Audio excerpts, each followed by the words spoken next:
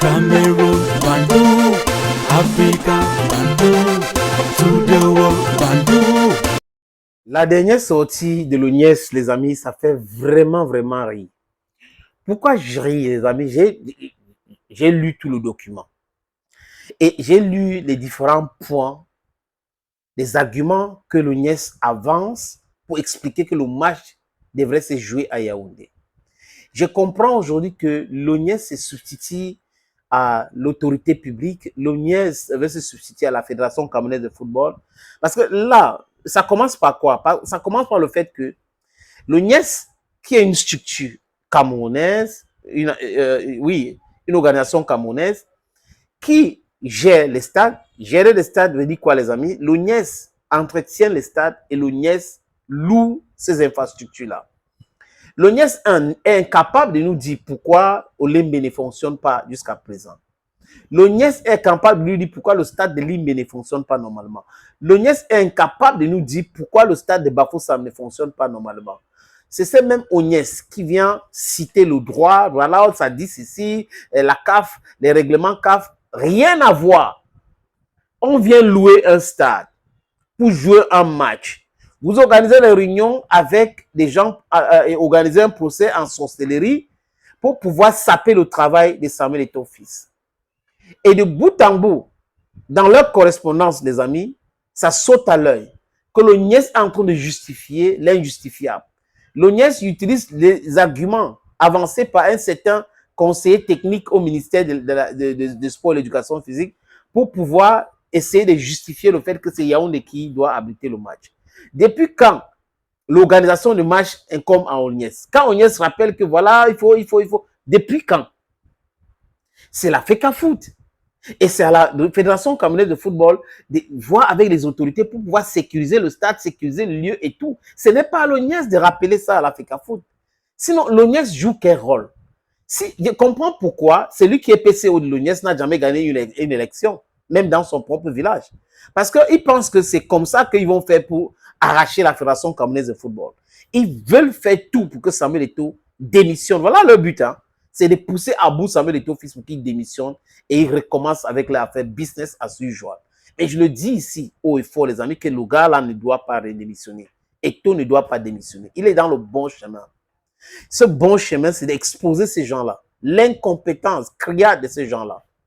Ils sont tellement incompétents au point où ils n'ont pas des arguments. Qu'est-ce qu'ils font aujourd'hui? Ils viennent nous citer la CATV, par exemple. Le document que vous voyez là, les amis, regardez très bien. Que ça sera difficile, porter les caméras, 20 caméras, le camion, la voiture, ceci, les signaux. Ils nous expliquent les choses qui les concernent pas. L'Ognès nous cite la CAF avec les lois qui disent règlements qui ne les concernent pas. L'Ognès fait les proforma, envoyer, on paye le stade, après la sécurité, autre. Ce n'est pas Ognès qui organise. Depuis quand c'est l'Ognès qui organise la sécurité d'un match ou d'un événement? Depuis quand? L'Ognès se rassure tout simplement qu'il y a des documents et que les autorités sont au courant et que les forces de l'ordre sont là pour la sécurité, c'est tout. L'Ognès ne vient pas rappeler à la FECAFOOT comme si les autres matchs que le Cameroun a déjà joué, c'est l'Ognès qui rappelait tout à la FECAFOOT. Les amis, je pose la question. Quand l'Ognès dit que c'est quand le stade les lois disent que c'est quand le stade de la capitale est indisponible qu'on peut jouer ailleurs. La CAF ne connaît pas les propres règlements. L'Ognès veut dire que ils sont mieux outillés que l'organisation ou la Confédération africaine de football dans ce cas. Pourquoi la CAF a donné son OK à Diapouma d'abord? Pourquoi la CAF a donné après son OK à Garoua? Donc la CAF, désolé les amis, donc la CAF ne connaît pas ses propres règlements. Donc c'est à l'Ognès maintenant de réitérer ou d'insister sur ces règlements en disant à la FECAFOOT, regardez, voilà les choses. Ils sont totalement hors sujet, les amis. Ils sont totalement hors sujet et c'est la honte totale. L'Ognès est en train d'exposer son incompétence aux yeux du monde aujourd'hui. Vous parlez des choses qui ne vous regardent pas, ça veut dire que vous êtes incompétent. Vous n'avez plus d'arguments. J'ai dit le 19, quand l'Ognès signifiait à la Fédération camerounaise de football que Douala est indisponible, le stade Diapouma. L'Ognès, allez regarder cette correspondance, les amis. Je suis papa preuve. L'Ognès, je vous ai fait, il y a même une vidéo ici dans ce sens. L'Ognès a bien dit à la FECAFOOT qu'il y a deux options. Un, stade Amadou Ahidjo de Yaoundé. Deux, Garoua. Je crois qu'ils ont écrit ces trucs-là. Après, on les a rappelés alors que non, c'était Yaoundé. Vous voyez, après, il commence à changer. Quand vous proposez 2 stades à l'Afrique, vous savez dire que les stades-là fonctionnent normalement. Comment dans la correspondance de l'ONIES, on nous dit que depuis 2023, quand on a joué un match Cameroun-Burundi là-bas, on n'est pas sûr si le stade est bien entretenu, si ça veut dire que l'ONIES est incompétent. Donc, il faut attendre les rencontres pour pouvoir entretenir les stades. Le travail de l'ONIES, c'est quoi? Répondez. Voilà la logique, je parle, je veux qu'on parle de la logique. Le travail de l'ONIES, donc c'est quoi? Comprenez ces choses-là, les amis. Il parle de la certification, il parle des règles, il parle de ceci, il parle de là. On loue le stade chez vous, c'est tout. Préparez le stade, on vient louer la sécurité, ce n'est pas vous, c'est ce qu'on dit. En Guinée équatoriale, il faut 2 jours pour préparer le stade. Au Cameroun, vous dites 1 mois. Pour amener le matériel de la certification, il faut 1 mois. Bientôt, vous allez dire que même pour aller aux toilettes uriner, il faut 1 mois. Et tout vous met vraiment au travail. Et regardez la tête de l'ONIES qui est là. Regardez les fonctionnaires du ministère. Tous ces gars-là sont en train de lutter pour leur ventre. Personne ne lutte pour quoi que ce soit. Les amis, restons dignes.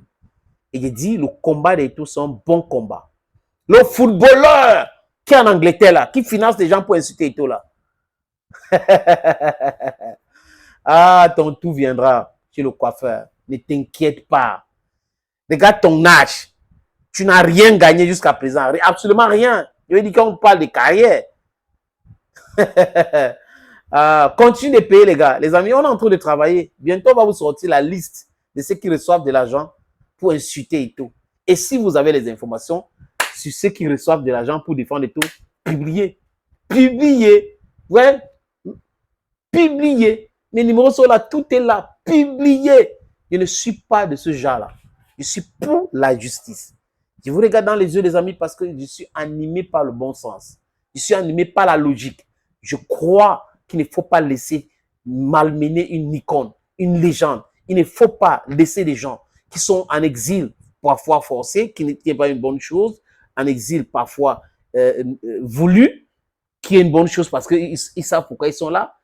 Ils entrent dans cette mafia-là, on les paye, ils sont à l'étranger au lieu de travailler. Ils restent à la maison, ils publient des choses contre eux, ils reçoivent de l'argent. C'est comme ça. Les complotistes, les lanceurs d'alerte corrompus, ils pensent qu'on ne connaît pas. On connaît, mais on laisse seulement, on connaît, ouais, un peu non, oui, on laisse seulement, on connaît toutes ces choses-là. Lisez vous-même les correspondances de l'ONIES, les amis, pour comprendre que, comme je dis encore, on n'est pas dans le football, on est dans un complot. Thank you, friends. Opportunité en or à Douala, terrain à vendre, 560 mètres carrés. Vous voulez construire un centre commercial, un hôtel, vous voulez construire votre propre maison à vous, vous voulez ouvrir une station de service, c'est à vendre, les amis. Je répète encore, c'est à vendre, ce terrain. Voilà donc l'opportunité que je vous présente là. C'est 560 mètres carrés, je répète. Et le terrain est titré. Nous allons vous laisser le temps de vérifier, parce que c'est très important. Donc, ce n'est pas le genre de terrain où il y a un problème. Non, non, non. C'est en plan Bonapuzo, à côté de la route. La route ceinture ce terrain. D'un côté, il y a une route en pavé. De l'autre côté, c'est une autre route bitumée. C'est abordable le prix, hein, donc on peut discuter du prix. Si vous êtes intéressé, appelez-moi à travers les 2 numéros que vous voyez à l'écran là, 6 80 87 37 37 ou le 6 96 17 60 34. Et les numéros, le premier numéro passe sur WhatsApp, donc vous pouvez nous envoyer un WhatsApp ou vous nous appelez simplement. Et l'autre numéro, c'est uniquement par appel simple, les amis. Donc, voilà donc cette opportunité que j'ai décidé de partager avec vous. Contactez-moi si vous êtes intéressé.